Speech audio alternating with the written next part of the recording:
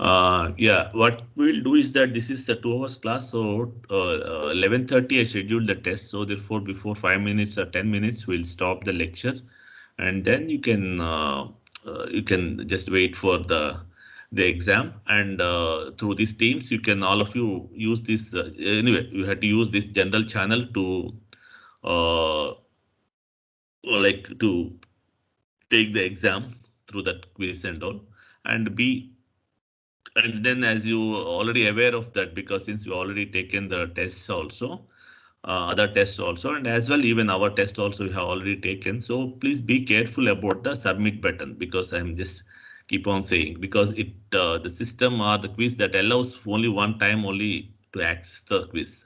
So by mistake also, if you submit if you happen to like press the submit button that was last, that means that you don't have a chance to redo that, right? So therefore be careful about that. That's I want to give, just caution you that even though you are experienced, but still I'm saying that, because when you reel through the questions and all, when you go to the last by mistake or by chance, if you press that one, it's a problem.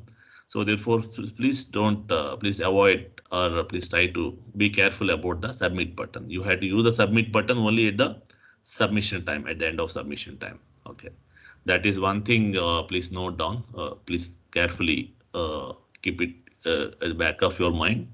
And another thing is that since the time I have given is this time 25 minutes I have given, so 11:30 starts and 11:55, and the actual time that is required, I just supposed to be will be 20 or less than 20 minutes. But because of the time lag, whatever, if it is there, because of that, I gave that time and all.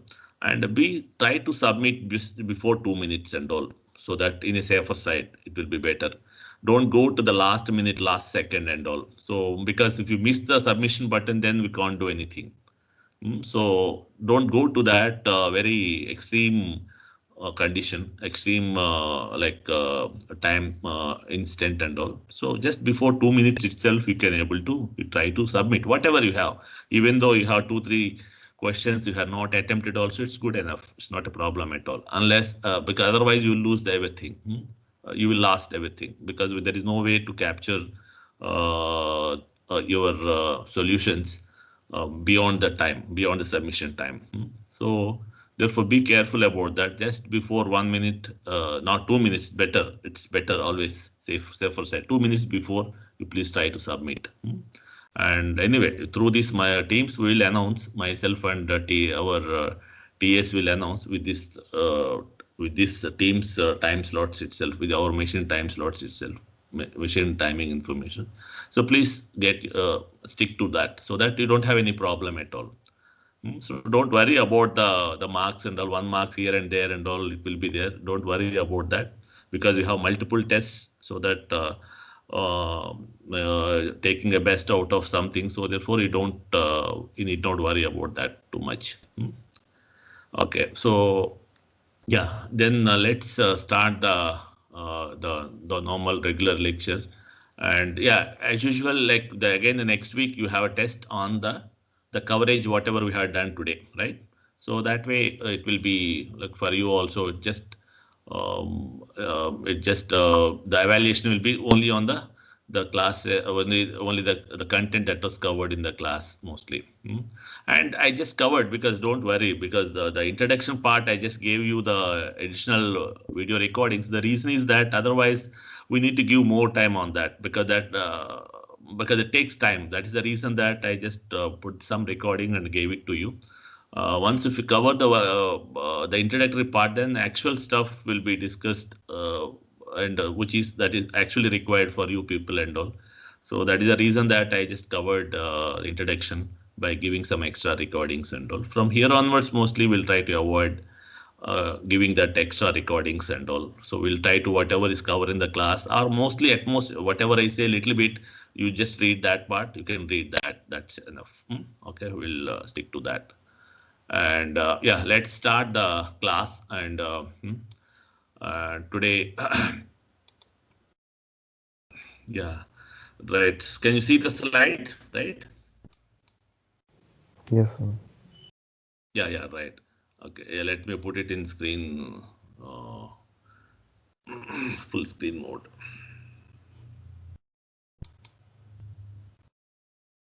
What happened? Yeah. So yeah, today we are going to discuss an important the topic in the course, like the processes.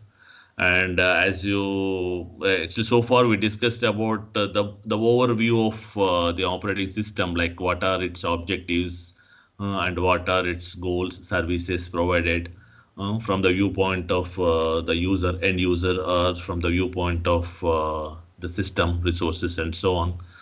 So various things we have discussed, and what are the different environments where you need to have different types of requirements or operating systems are required, and for taking care of that, how do you design the operating system in a layered or structured modular way and so on. So these things we discussed very briefly, and today from here onwards we'll try to discuss about the basic the functionalities or the broader objectives or services offered by the operating system and all.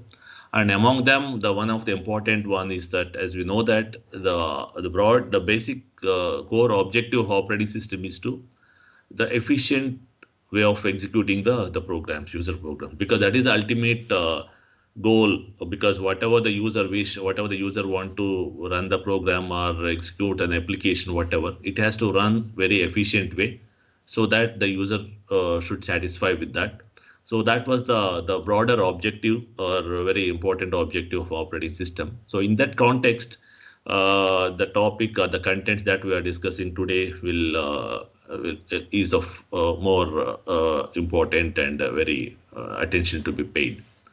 And so this topic Hello, is on sir. processes. Hello? Yeah, Sir, could you please turn on the recording? recording. I just turned on the recording. Let me see. Is recording already there? Already there, no? I just, huh? Is there? Yeah, Recording yes, was there no already? Let me yeah. just check, ensure once more. If you have a problem, then I think, yeah, it was there already. Recording was there. It's on the recording Okay, mode sir. only. Thank you, sir. Yeah, fine. Okay. Okay, sir. Yeah, right. Okay. Yeah, right. So that way, the processes, whatever we are discussing today, the contents basically related to process and all, it's very important. And in that, we'll try to discuss about these are the various topics that we used to cover. First of all, what is meant by process? So, what is the concept of process, and how it is different from a normal user program, normal way of writing a program, and how it is different from the program and a process. So that will try to give slightly more focus today.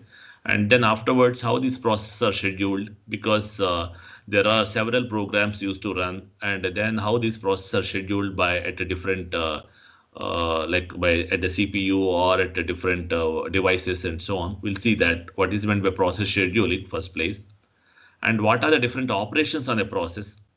Right, what are the different operations on a process.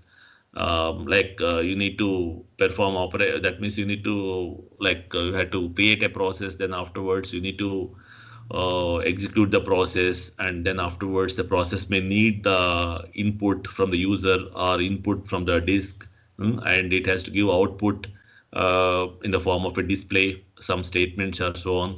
So what are the different operations on that? How do you do that? And then the another important topic is that inter-process communication.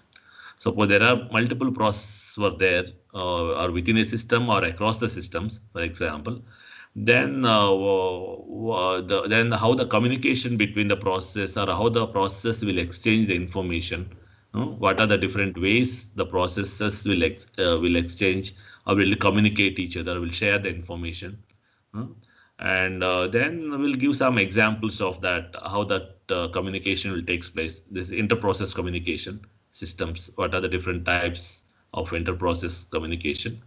And then the last part also similar to that only, like a communication in the client server systems. It means that if the processes are distributed in a different systems, so in that case, how the communication will take place. That is one of the paradigm was client server paradigm that we have gone through that very broadly. And so these are the various things that we'll go through in this chapter.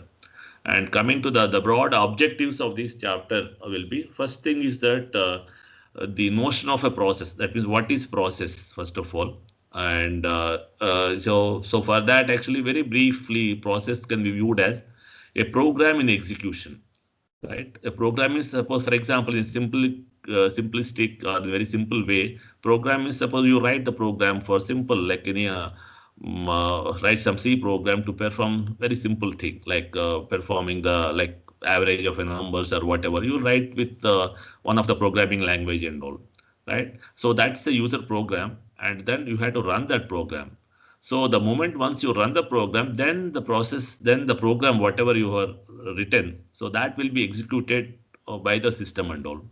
So the process now come into the picture. That means the moment once you are running the program or once you are executing the program, so that at that from that instant onwards, then it's known to be process. It's not to be a process. A program is when you write a program, you compile it, put it in the form of executable code.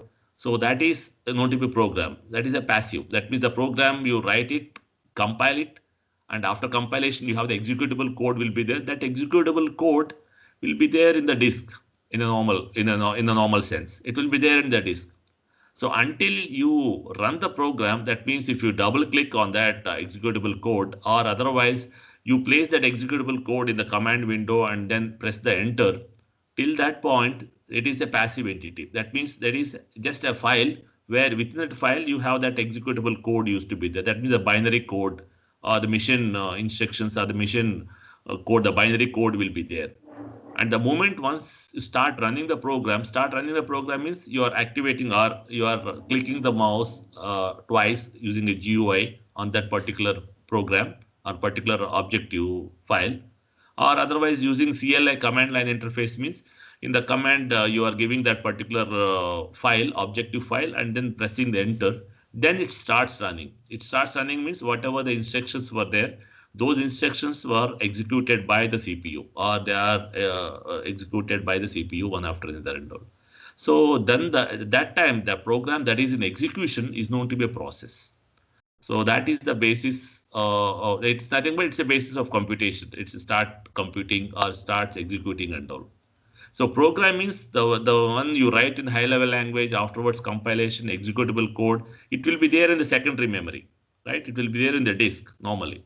And then whenever you start execution, then it will be brought into main memory, and then the instructions will be passed on to the CPU, and then they are executing one after another and all. So then it's known to be process. A process is nothing but a program in the execution known to be process. So that was the difference between a process and a program. And we'll see that as you go on, you can able to see more clarity on that.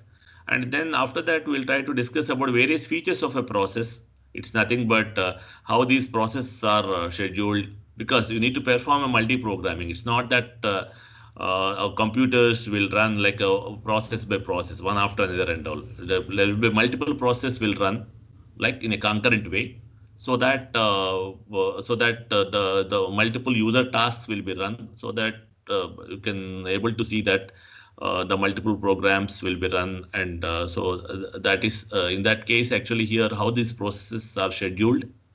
And then another one is how they are created, how they are terminated, and how the communication takes place between the processes. So these are the various components or various contents we'll try to discuss. Yeah, the broader objectives. And then finally, the communication in the client server paradigm. It's nothing but if the process lie on the two distinct machines or two different machines in a distributed environment, then in that case, how the communication will takes place. So those things we'll try to discuss. Okay. Yeah, then coming to the again the concept of a process. So you see that in the at the beginning the operating systems executes the varieties of a programs. It means now earlier times the most of the programs where the computers used to execute will be known to be jobs. Basically those programs, there doesn't need much the user interface and all. So they use the resources of a system and the data whatever is available. So with that they try to interact and they will carry out that uh, uh, they run. Not much user interface is not required and all. So those programs are those processes are known to be basically jobs. Usually the terminology will be jobs. And whereas later the applications based on because a lot of applications, user related applications also used by the computers. So those applications and all, they time to time they are mostly the interactive applications. For example, when you're filling the form, for example, railway reservation form in IRCTC, for example. So it's a kind of interactive. That means you are entering one after another and all. Then you are entering your name. Then the name will go there. Then afterwards you are entering age. There are different things. You are just it's like the program. Its execution will be like most of the time it will be interactive. So in that case, it means that for that particular program, it requires many times the user interaction is required and all, either for inputting or for looking at the time to time output it's displaying. For that purpose, these applications and all, they are like mostly the user interactive applications and all. Hmm. Whereas earlier applications, most of them are the scientific and other things. You give the data or program at one shot, and then the program executes that, and finally you will get the output, desired output and all. So there it doesn't require much of the user interaction and all. And the sort of applications, whatever we are using, the computers or mobiles or whatever, they are mostly like a lot of time the user interaction is required. So that way, this distinction between the jobs and the tasks or the user programs or whatever. This is the difference between the usually jobs means they are also programs, but they doesn't need much user interaction. And whereas the normal the user applications or the user programs means they expect like most of the times very most frequently the user interaction is required, either input or display or whatever.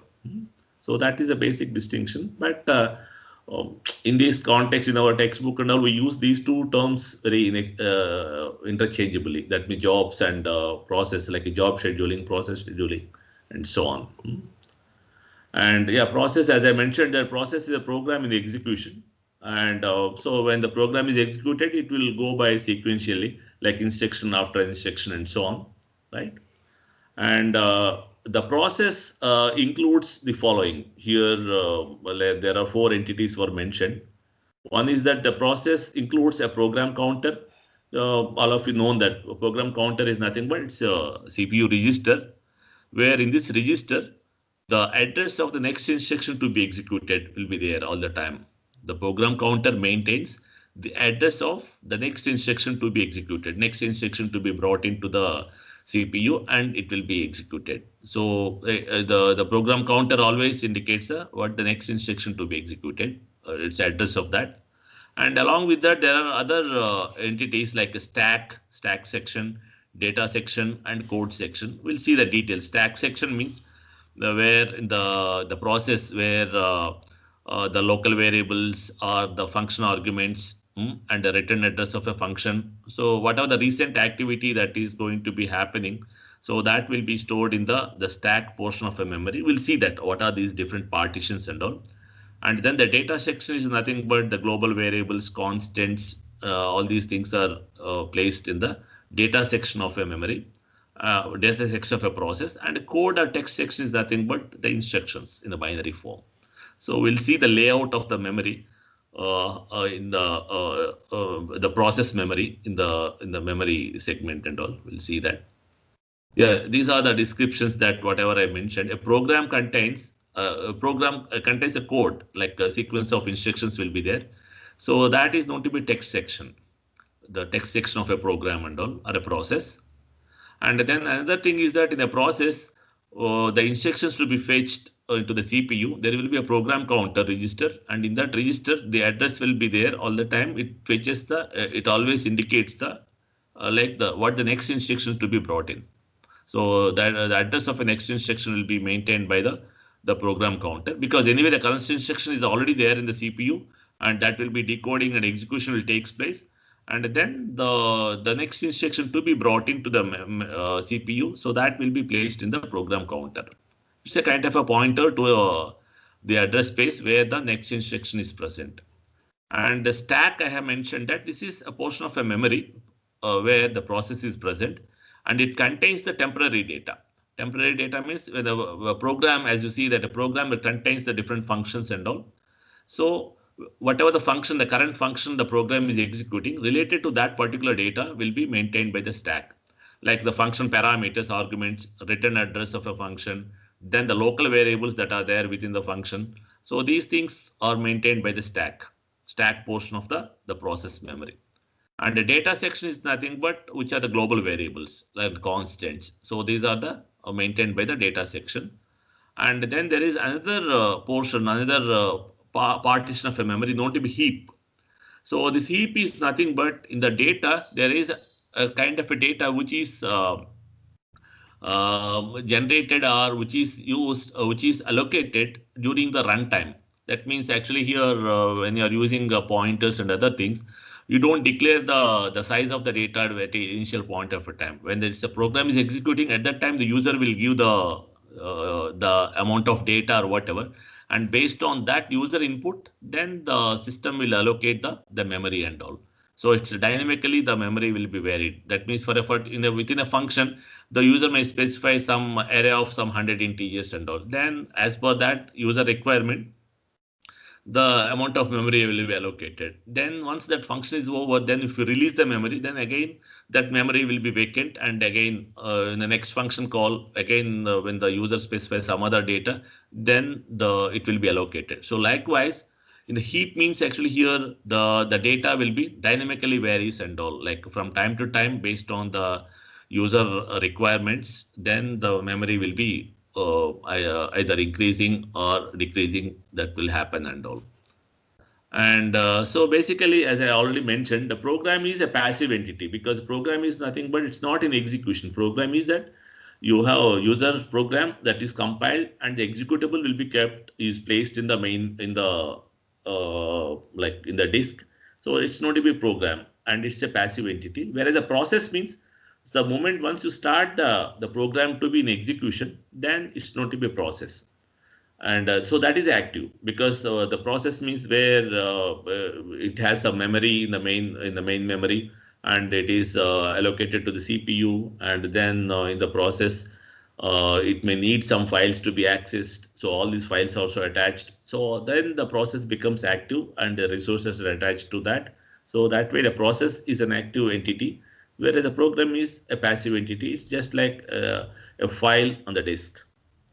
And yeah, the program becomes a process when when the executable file is loaded into memory. That I told you. Like program is, it's a file that is there in the secondary memory. The moment once you want to execute the program, you need to bring that file and load it into the main memory. The moment once the program is in the main memory, then it becomes a process. It means that at any time this process can be executed by the CPU based on the scheduler.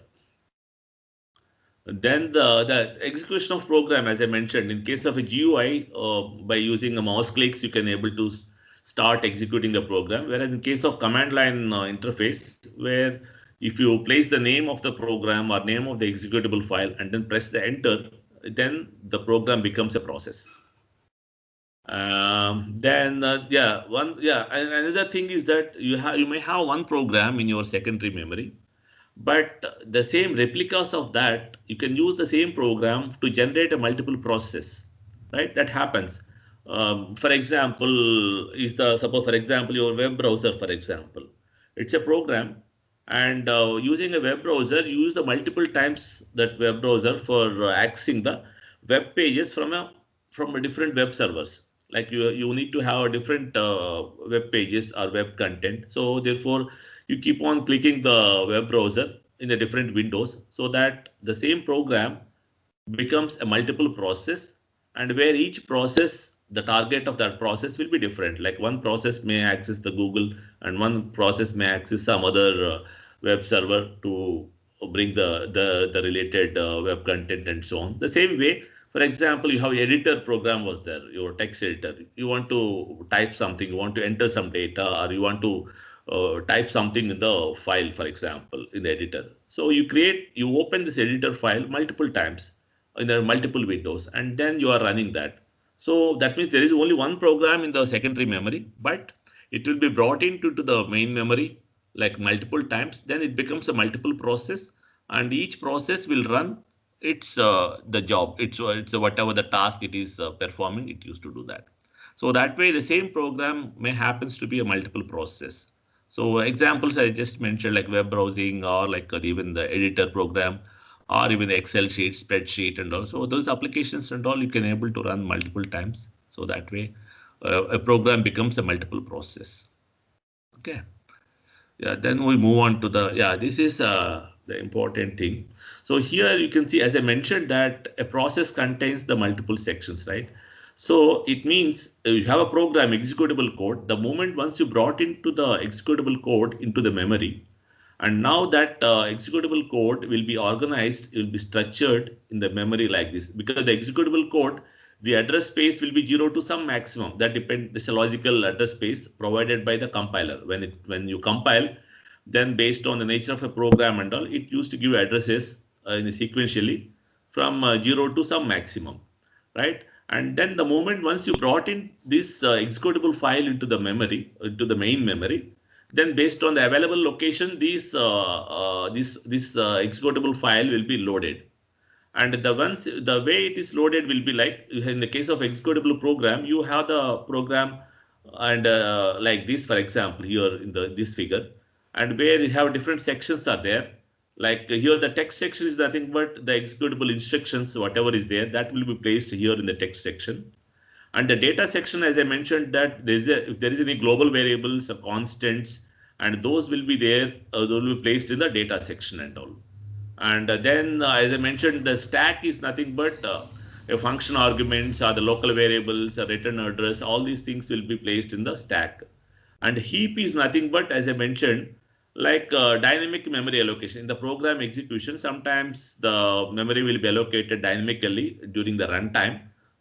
Basically, you used to experience that when you are using the pointers and other structures when you're dealing with that. At that time, you used to assign the memory dynamically as per the user requirement. So that times this that particular data will be placed in the heap. And here the heap and the stack, these two are dynamic. Like that means during the execution of a program, depending on the need, this heap and the stack will be moving, will be varying. The requirement of this heap and the stack will be varying, because the stack is nothing but, as I mentioned, that it's the local variables that are related to a function will be placed in the stack, will be placed in the stack, and whatever the current function that is executing, so those related data, the variables and its functional argument, those will be placed in the stack. And the moment the function returns, then those variables will be taken out, and whatever the new function that will be executing, so that will be placed in the stack. So that way, that depending upon the requirements of a function, the stack size will increase. Suppose the stack has a larger number of local variables and function parameters and all, then the stack grows like this way, downward. And whereas the heap is nothing but contains the data, it's a dynamic data, and that also when the time of program is execution, at that time, that depending upon the memory requirement, the heap also will increase. So here these two are the dynamic entities like stack and heap. That depending on the program requirements, the heap will grow towards this one upside, and the stack will grow towards downside, and the operating system will take care of that one. Whenever these two pointers, these two the locations, whenever these two things try to overlap, at that time the operating system will take care of that one. That means the overlapping, it should be always non-overlap. And whenever when the stack grows such that it tries to overlap with the heap, or heap grows when try to overlap with the stack, so at that time the operating system will take appropriate measures so that the overlapping of stack and heap will be avoided, right? And if you look at this particular figure, it will be to some extent it will be clear to you. You can see that you take this simple program where here you can see the global data, the text, and this one outside the memory. So that will be placed in the data section. And here the data section is again splitted into two parts, uninitialized and initialized one. So just simply declared variables and all, they will be used in the undeclared and uninitialized. And already if there is initialized data, that will be placed in initialized one. And heap is nothing but you can say that malloc function where you are allocating some memory here as per the user requirement. So therefore heap the data corresponds to that dynamic data will be there in the heap.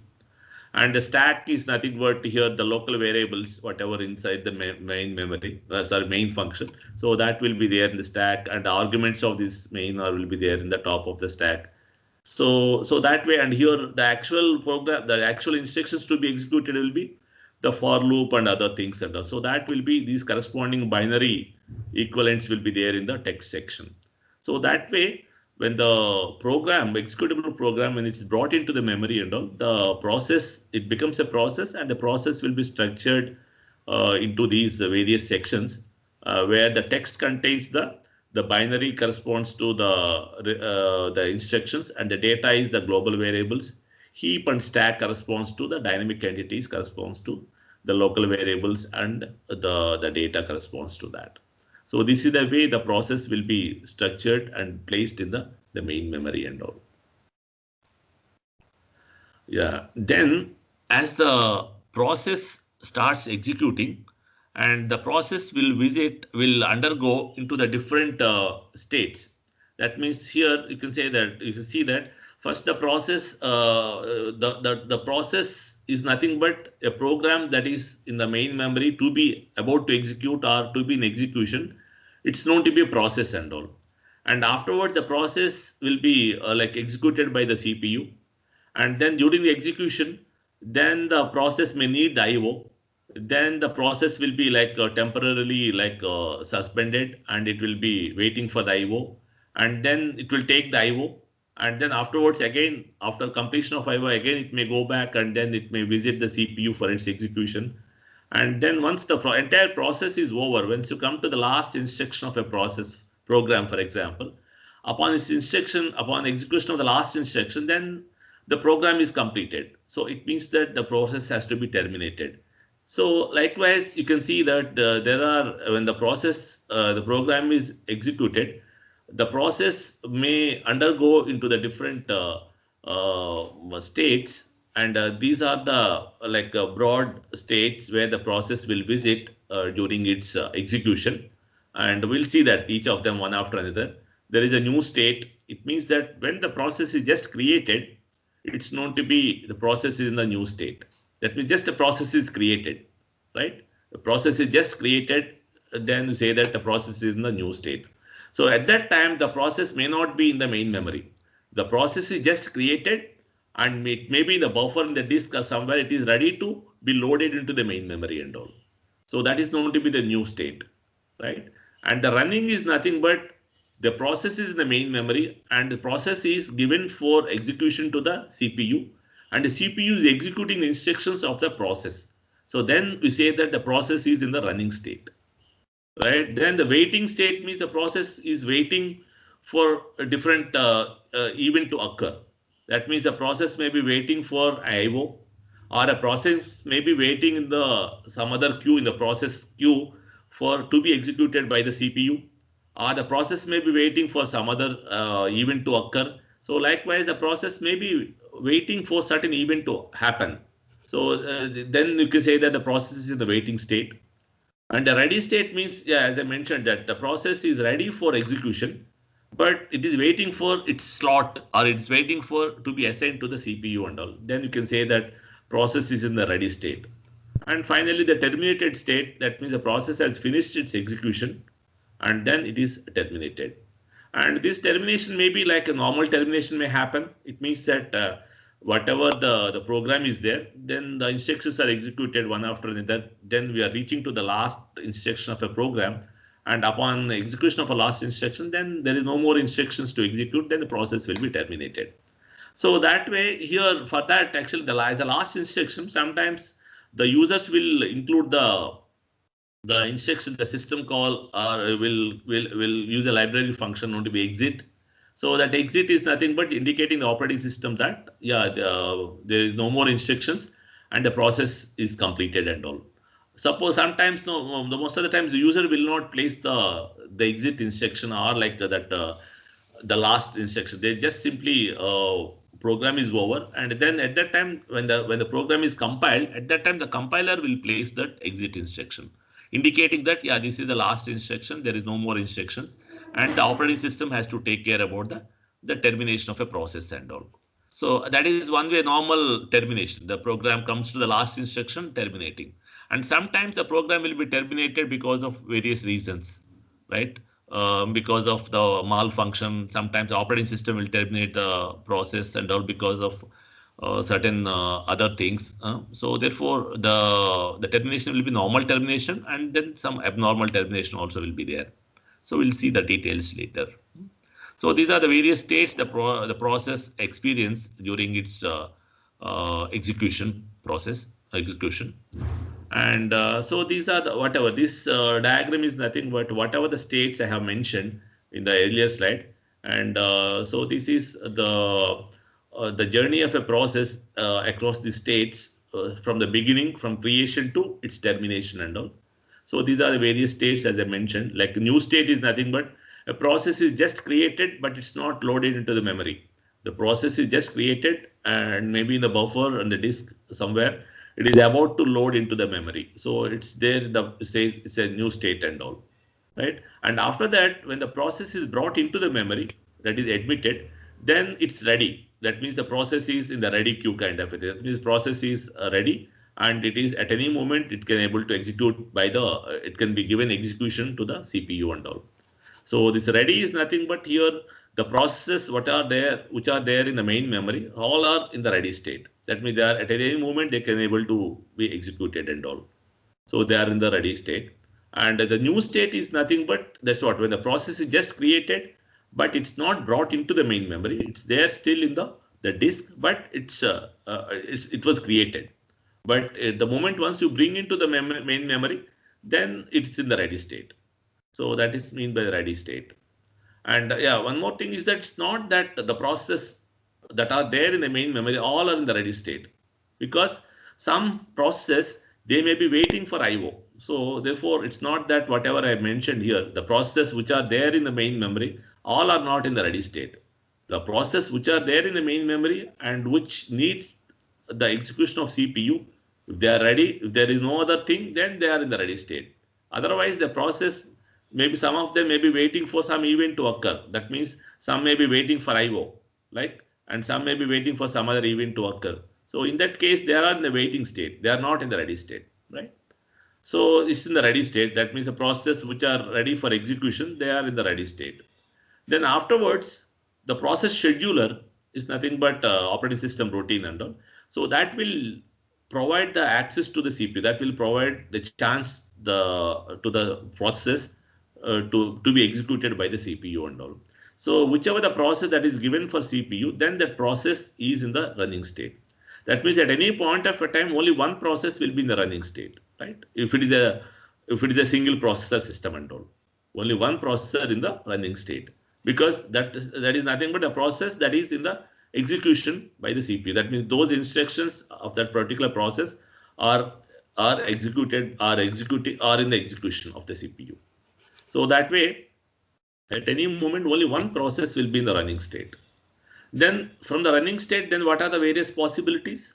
So when from the running state, sometimes the process may be reached to the last state, last statement or last instruction. Then upon completion, then there is no more instructions, then the process will exit and it will be terminated. It's a normal termination, smooth termination, right? And the other way is that suppose the process is executing and then at some point of a time, a process needs IO. That means, for example, in your program, you encounter the scanf function. So the scanf function means then it means that the process is waiting for the input from the user. So that means it requires IO, right? So therefore, at that time, the process will be come out of the CPU and waiting for the keyboard, waiting for the input from the keyboard, waiting for the input from the keyboard. So therefore, when the process is running, and when the IO occurs, when the IO is required by the process, then the process will be come out of the CPU. Then it is waiting for a specific device, whether the IO may be from the keyboard or whether the IO may be from the file, from the disk. So whatever, so it will be waiting and all, right? And then upon IO completion, that means that when a process that is needs IO, then it will come out of the CPU and it is waiting for that event to occur. Here the event is nothing but the input from the keyboard or like the input file from the disk, whatever, that is the event. So once that event occurs, then from the waiting state, the process will again go back to ready state. Go back to ready state. So, and here during the waiting time of the process, the CPU will be idle because the CPU is executing this particular process, but this process needs IO. Then it will come out of the CPU, and the CPU at that time it is idle. So therefore, then the scheduler will give some other process to execute. So therefore, the CPU will be always in the running mode, one or other process, and so some process may be come out of the CPU because of the IO and IO requirement, and then they will wait for the IO, and upon completion of the IO, then again they will go back and they are ready for execution. So that means they are again go back and ready, they are in the ready state. And here, if you see that in the running state, there are these two arcs we discussed. One is that upon completion, it will go for normal termination. And if there is any IO or any event to occur at that time also, it will come back. It will be waiting for that particular event, either whether it may be IO or any other event and all. And sometimes when the process is executing, so an interrupt may arrive. An interrupt may come. Interrupt means any of the other devices, other peripherals that are connected to a system, they may interrupt. They may send a signal to the CPU.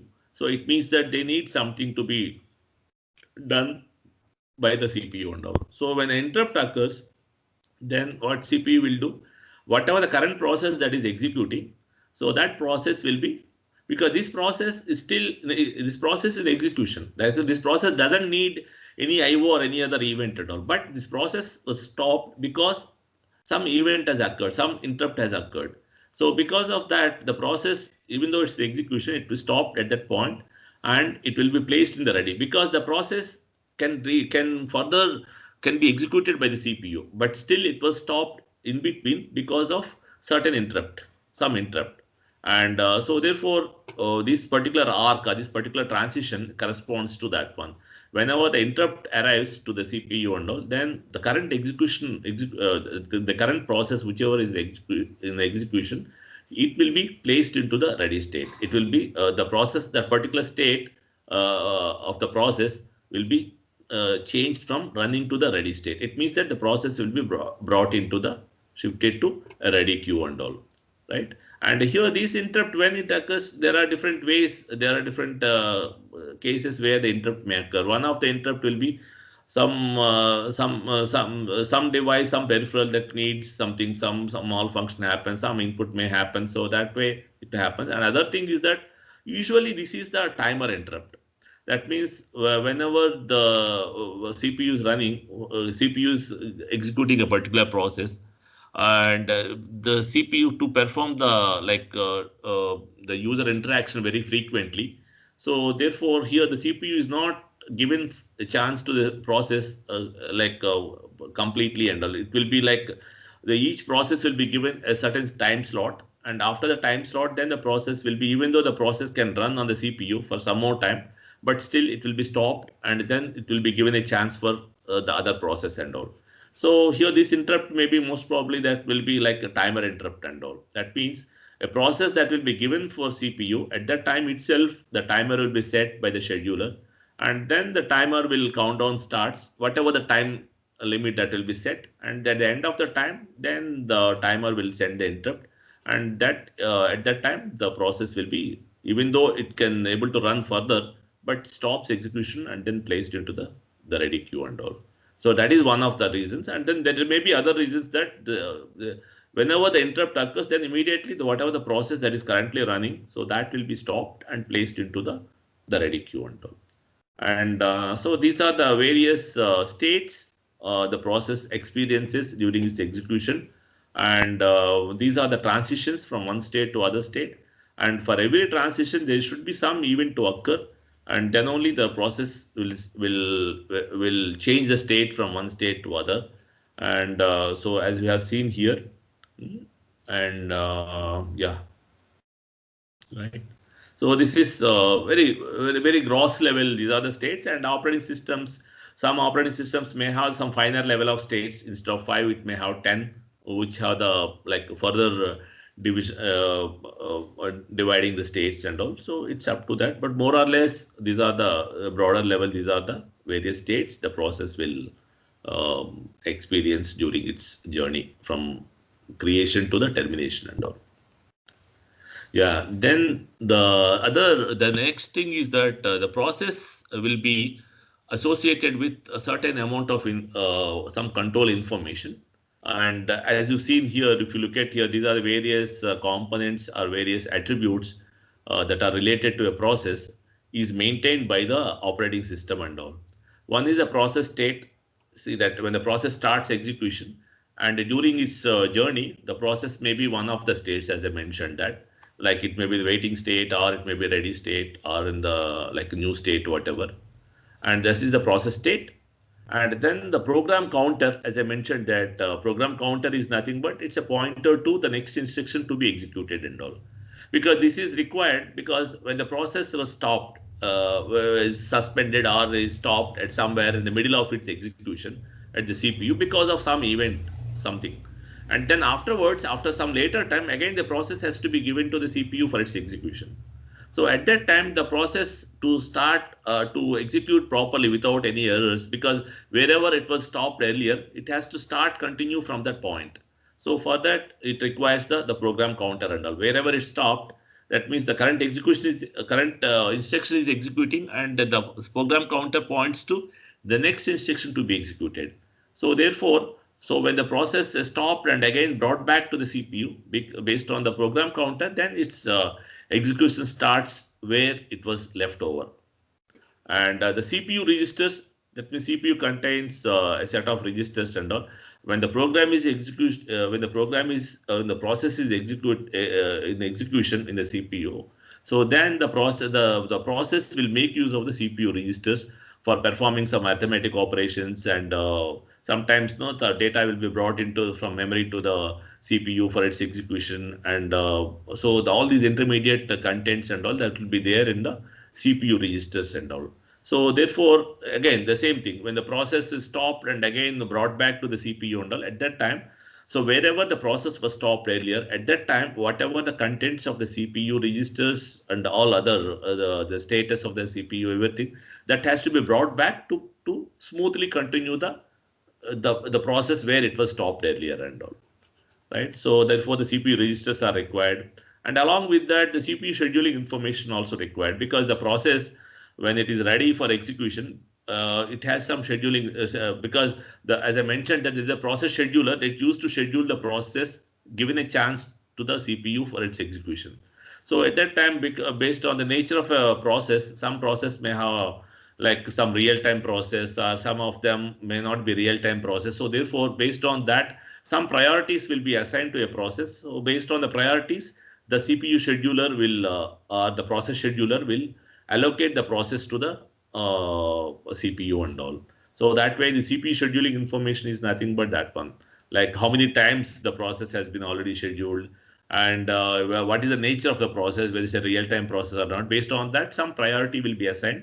And then based on the priority, the CPU will be assigned to the process. So therefore, this is the CPU scheduling information. Then the memory management information is nothing but the address location. So because as I mentioned that when the process is loaded into main memory, so based on the availability of the memory space in the main memory, the process will be loaded into that. So therefore, there we need to know about the pointers corresponds to different sections of a process, because as I mentioned earlier, the process will be distributed in the form of different sections like a code section, data section, heap section, so on. So for all these sections and all, like the corresponding the addresses and their size, everything. So that will be stored, that will be placed, maintained by the a structure noted by memory management information that is taken care by the like operating system and all. And likewise, accounting information, the same thing, like when the process has been started execution, or when the process has been brought into the main memory, and how actual time the process has been given for CPU, and how much real time the process is there in the main memory, starting from its execution to termination, and how much time it is in the waiting state. So all these things will be maintained by the this one, the appropriate data structure and all. And likewise, IO status information. Suppose the process has started execution, it experiences needs different files for for its execution and all. So in that case, what are the various IO devices that are attached to this particular process? Like how many files the process has been opened and how many were closed, and right now how many files were in open state. So all this information will be maintained by the appropriate structure known to be IO status information. So all this information is required, has to be maintained by the OS and all, because the OS maintains the ROS will perform the execution of a process. That means it stops and again give it back to the CPU and all. So whenever it give it back to the CPU, then the CPU starts execution from the next point where it has left over. So, and at that time, whatever the earlier history, earlier status was there, the entire status has to be maintained back. So for this purpose, the operating system will maintain these different components of information with respect to each process and all. So all these things together is known to be process control block. So an operating system, for every process, it maintains a process control block. And a process control block is nothing but a control information, or like the desired information that is related to a process. Everything like related to the CPU, related to memory, related to the different resources. All these things are maintained by the operating system. As long as the process is there in the main memory, so this process control block will be maintained by the kernel or maintained by the operating system and all. The process control block is not part of the process. It's not there in the process memory. Process memory is that whatever I just mentioned, like stack section, text section, data section, so on. So that is there in the memory, in the process memory. And whereas this process control block is maintained by the operating system kernel in the appropriate data structures it maintains. Yeah, these are the various things just now, whatever I just mentioned here. And here, the way the process control blocks are maintained by the operating system will be like here you can say that each rectangular box where different attributes were mentioned. So it's kind of the information, whatever I have mentioned, in a proper structured way, it maintains for every process and all. So this is for a process, this is for another process. Likewise, whatever the processes that are there in the main memory, for every process, it maintains a control block. And whichever process is currently running execution, so here there is a pointer that indicates that, yeah, this control block or this particular process is now currently in execution, the CPU.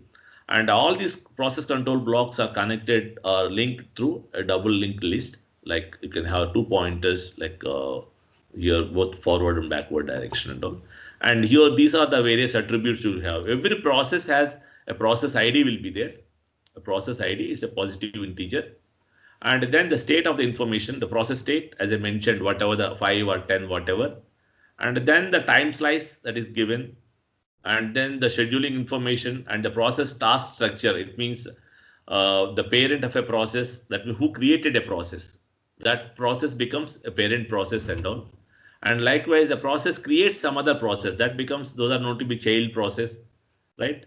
And then the open files, then you can say that structure means the memory management information, like the pointers of the addresses corresponds to different sections of the process. And so all these things are maintained by the maintained in the process control block, and this will be maintained by the operating system in its kernel memory. And this is a process switching, just illustration of a process switching. And here this is just illustrated between the two processes in the for a simplistic illustration purpose. And suppose, for example, here you can see that a process 0 is execution is in execution, for example. And during the execution, at this moment, some interrupt or some operating system call has occurred. Some interrupt has been occurred. So whenever the interrupt occurs, immediately the process that is in execution, it is stopped. Whatever the current instruction that is executing, that will be completed. Afterwards, the process will be stopped. And then again, this process will be run after some time, after completion of the IO, whatever the interrupt, whatever completion of that, and after some time, based on the process scheduler decision, this process, the stopped process, wherever, it is given a chance later on. So here this process is stopped here. So again, to run this process again without any errors and all, So whatever the state of the process is there, state of the process means, as I mentioned, the status of the CPU registers and the program counter and all the CPU contents, whatever there. So all of them, it will be stored in the process control block of this particular process. This is P0. So therefore, the process control block 0, the save is save the status of a CPU, whatever the current execution, whatever the execution environment status is there, the entire status will be saved in the process control block of this particular process. And afterwards, based on the decision of a process scheduler, because then this is taken out and then the operating system will run, and afterwards the process scheduler will decide that which process has to be executed next and all. So based on the process scheduler decision, the next process, whatever to be executed, so that particular the process control block or the state of that particular process, the CPU state of that particular process will be brought back or will be restored, will be reloaded into the CPU. It's nothing but whatever the register contents and all of them will be reloaded from the PCB of the next process to be executed and all. So this way it will be reloaded. Then once this desired process to be executed, that particular PCB is reloaded, then the process then starts execution, because the reloader means one of them will be the PC is there, program counter, that points to the next instruction to be executed of this particular process, and from that the execution starts. And again, at some point of a time, if any interrupt occurs, again this process will be stopped, and again the same thing happens. That means whatever the process that is stopped here, the status of that particular process, nothing but the status of the CPU, that means all CPU register contents, everything will be, so that will be stored in the process control block of this particular process. And then if any operating system routine that runs, it will run, and after that the process scheduler, whichever the user process will be given a chance, so that will be given, that process control block will be again loaded into the CPU, and then it starts execution.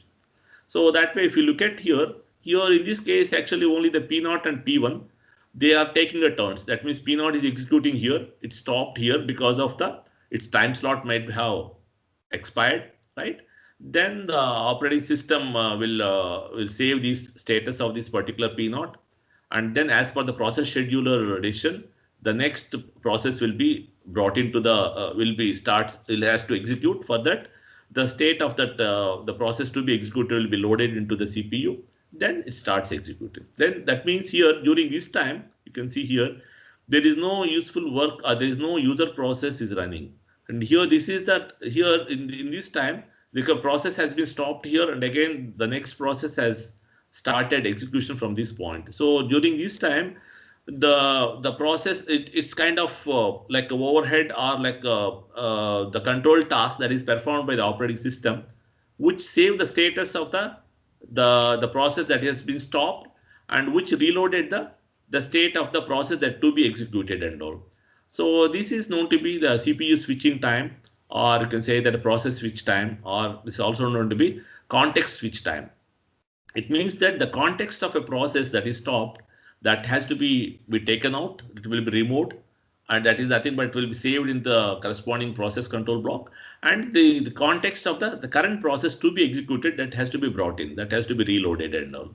So this is known to be context switch or a process switch and all. So this is the minimum amount of process switching time that takes place in the CPU, right? This will be taken care by the operating system. But here during this time, there is no useful function with respect to the user program execution. There is nothing happens here. So this is the overhead in the process of the process change in the CPU and all. So we try to minimize this overhead as far as possible, because during this time only the process switching takes place. There is no useful work, therefore there is no useful progress of the user program is taking place here. So therefore we had to minimize this overhead as far as possible, right?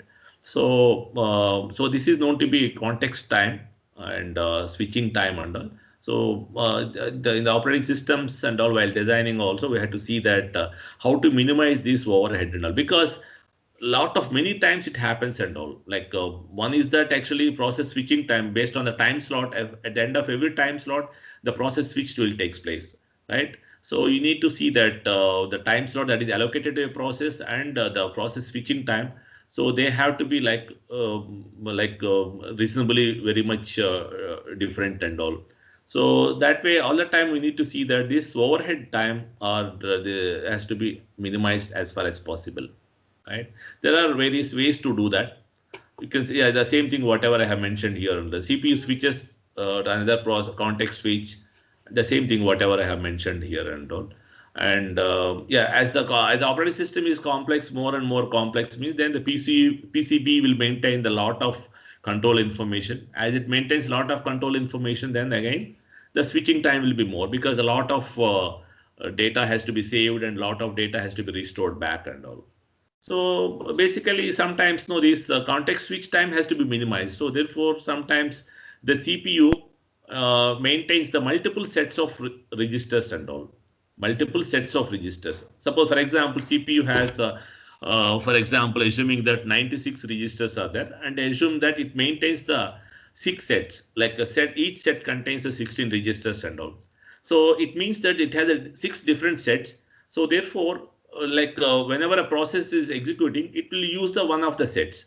Then when the next process comes, then it will use another set. So likewise, it just instead of storing this register somewhere and again brought it back and all. So the registers sets will be just a pointers to the register sets will be changed. With that, there is no need for saving and restoring back and all. But again, here again there is like how many sets used to be there. That depends upon the multi-programming also. Like if there are very few sets and all, again you need to store the sets at in a background by using some background process. You have to do that. So this is one way you can able to minimize the switching time and all. Yeah, then the next thing is that, as I mentioned, the process scheduling, because you see that a main memory contains the multiple process, and this process will be they want to execute, they need to be executed by the CPU, and afterwards they also need to be with the different events and sometimes IO, they may be waiting for IO, sometimes they may be waiting for some other things. So therefore, they are in the different states.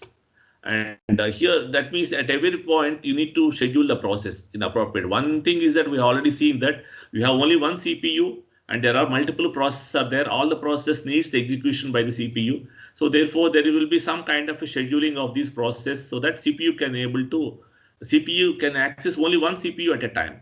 So therefore, you need to have some kind of a scheduling of a process are required so that you make the CPU will be busy all the time. And at the same time, the process also will get a chance to CPU very frequently. That is a process scheduler and all. Likewise, there are other queues also will be there. Like for example, you have a disk. There is only one disk will be there. Like secondary memory, you have only one hard disk or only one disk will be there. And then there are multiple processes are there. And these processes, they want to fetch the files from the disk to get some information, to read some data, write some data or whatever. So in that case, there are multiple processes. They want to fetch the information from the disk. So at that time, these processes, they want to execute, they want to access the disk, but the disk is a single resource. So again, they need to be wait. They have to be some kind of scheduling is required over here also to share or to access the disk by the multiple processes. The same way, for example, in case of keyboard or other places also, right? So that way, what I'm saying is that you need to have a process scheduling at different places. One of them is the CPU. Like you say that to maximize the use of CPU, you need to have quickly switch the process onto the CPU on a time shared basis. That we already aware of that. And a process scheduler, yeah, this is a generic one. Process scheduler selects one of the process and then for the CPU. And the scheduling queues, these are the various scheduling queues here in the system. There is a job queue, ready queue, and device queues. Device queues are nothing but, as I mentioned, one of them I already mentioned, like a disk. Suppose your hard disk was there. So there you have only one hard disk and the several processes may be waiting to fetch the contents from the hard disk. So in that case, it maintains a queue, and based on some criteria, the process will be access the data from the the disk.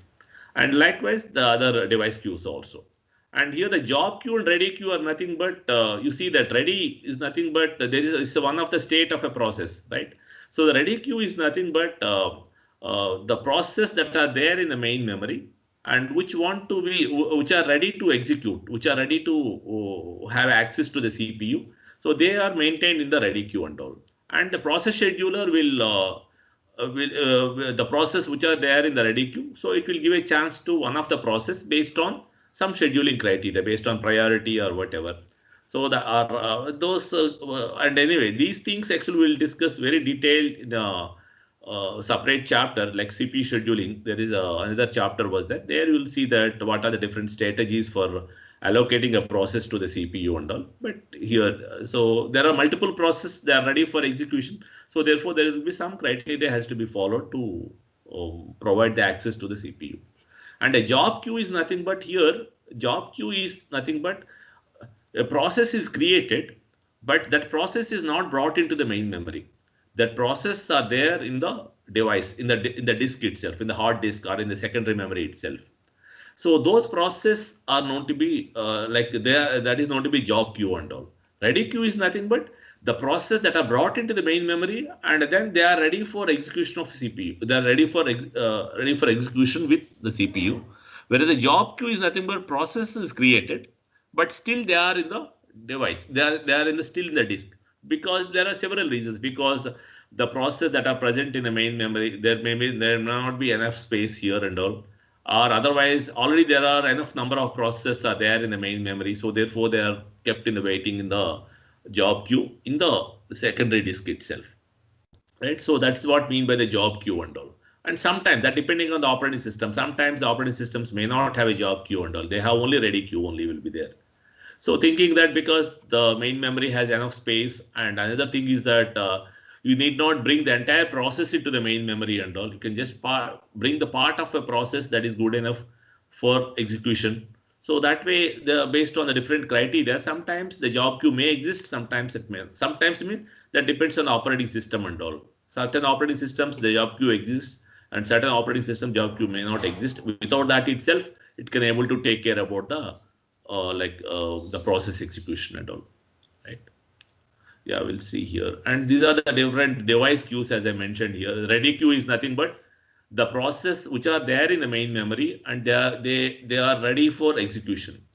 As I already mentioned, the process which are there in the main memory means like there are n process maybe in the main memory, but it's not all n processes are ready for execution because some process they may be waiting for at the device queues or they may be waiting for certain event to occur. So the process which are not waiting and which are there in the main memory, so they are automatically they are waiting for execution.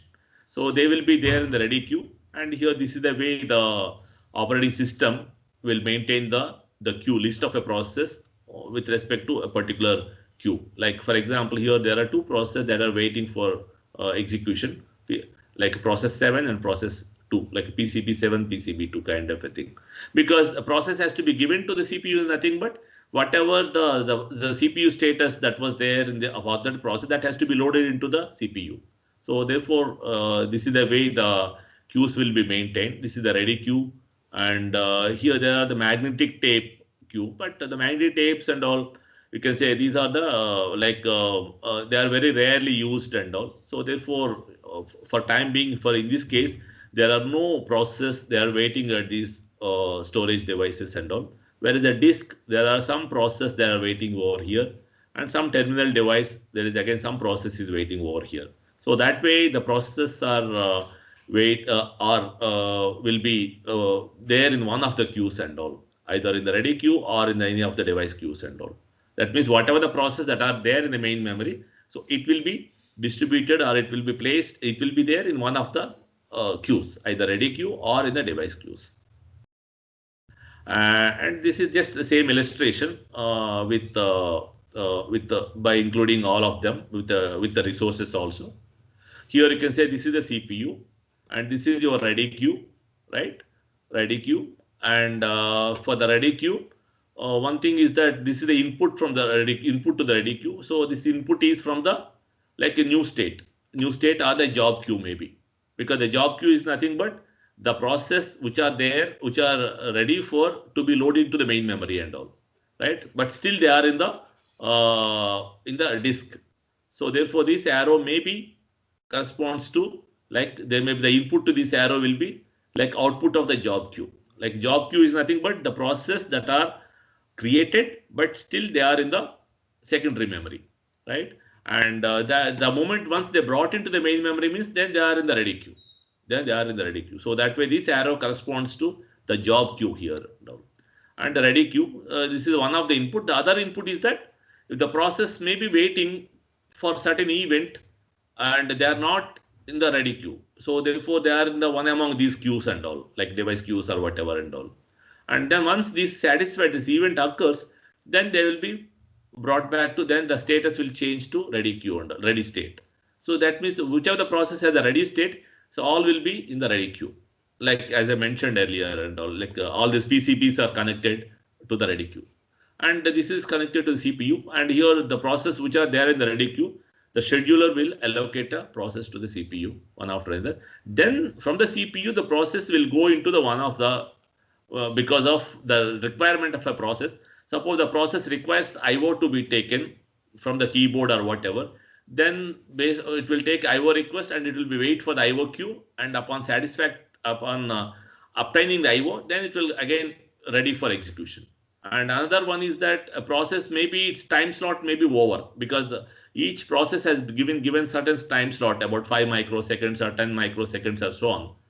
Right. So then once this time slot is over, the timer will interrupt the process, and then the process will be taken out. And here in this case, the process is not waiting. Process, if you give a chance, the process can still execute by the CPU, but still, since the time slot is over, then immediately it will be brought back to the ready queue. Then the other events are, like, for example, a process created a child, for example. A process create a child process. A new process is created by some process. So in that case, based on the strategy, some process, what happens is that they create a child and they'll allow the child to execute.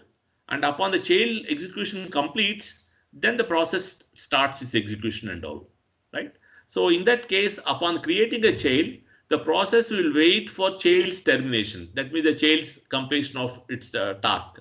And upon child's termination, then the process again starts its execution. It will take a ready status and all. So likewise, this is another one. So process may be waiting for some interrupt to happen, some event to happen. So once that event occurs, then it will go back and it will take a ready status and all.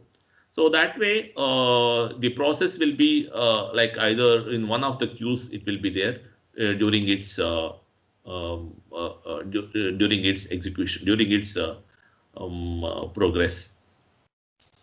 Okay, so yeah, like and again the schedulers are, there are two types already covered. Actually, you can say that one of them is the short-term scheduler and the long-term scheduler. Long-term scheduler is nothing but it's nothing but a job scheduler. It's nothing but the queue or the scheduler that is maintained in the disk. That means the process are created, but they were not brought into the main memory. They are not brought into the main memory, right? So they are in the job queue. You can say that, when happens usually, because most probably since there is no space in the main memory, so therefore even though the processes are created, that are kept in the main memory, that are kept in the disk.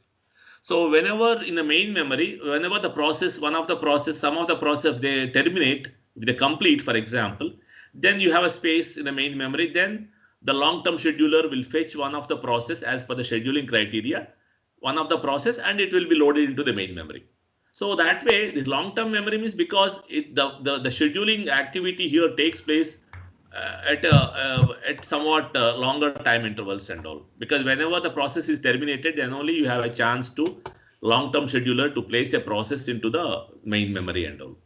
Whereas the short-term scheduler is that very frequently it has to take a decisions, because the short-term scheduler means it used to assign the process to the scheduler, process to the CPU with a fixed time slot. And upon the time slot expiry, then again next process has to be given. So therefore, based upon the time slot interval, that much frequently this particular scheduler has to make a decision and all, which process has to be given next to the CPU. So therefore, the decisions has to be very fast in case of short-term scheduler, because very frequently this has to be operated. Whereas a long-term scheduler and all, compared to this, it is the time intervals at which the scheduling decisions to be taken will be a bit longer and all. Okay, so yeah, we'll stop here at this point. Now you have the, because now the time is around 11:25. Okay, so it's better to stop here at this point. And you have still time is there, 5 minutes time is there. You need not worry too much. Like 5 or 6, 7 minutes is their time. So now you can, I will, yeah, I'll stop recording for this part. Right. I'll stop recording, and then you can slowly, you can just wait for